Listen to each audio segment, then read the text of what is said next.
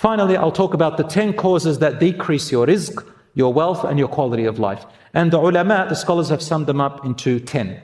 10 of them. Number 1, a person's rizq and sustenance is decreased and their quality of life is decreased if they are lazy dependent. Like that boy who said, sustenance will come to me. Lazy dependent person will decrease your rizq and your quality of life. Number 2, israf and tabdhir, which means extravagant spending, wasting and mismanagement of resources.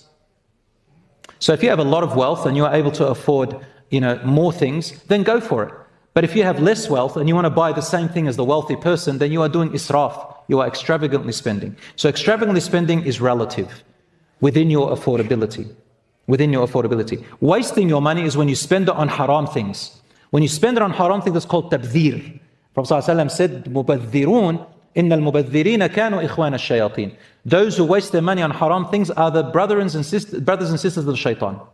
And those who are musrifin, meaning that you overspend beyond your means, Allah says, well, إِنَّ اللَّهَ لَا يُحِبُّ الْمُسْرِفِينَ. Allah does not like those who are extravagant spenders beyond their means. And the final ones of them are, that decrease your sustenance, is repeated sins and its accumulation. It has an effect on your sustenance, quality of life. Number 4, ingratitude and ungratefulness, including thanking others instead of thanking Allah. Number 5, stinginess. You're stingy on yourself, you're stingy on your family, you're stingy on others. What does stinginess mean? It means that you do not give yourself the minimum right, and you don't give your family their minimum rights, and you don't give the rights of others with your wealth. That means you are stingy. If you give more than their rights, then you are considered starting on the journey of being generous.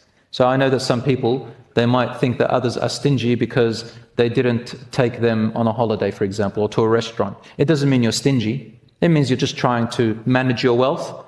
But being stingy meaning that when you are stingy on food, on clothing, on shelter, on livelihood, the minimum requirements of a person to live. Number 6 is relying on superstitious and delusional beliefs. These decrease your wealth. People like that go mentally crazy. They rely on superstitions, delusional beliefs, omens and signs to increase their wealth and their quality of life. Number 7, abandoning zakah.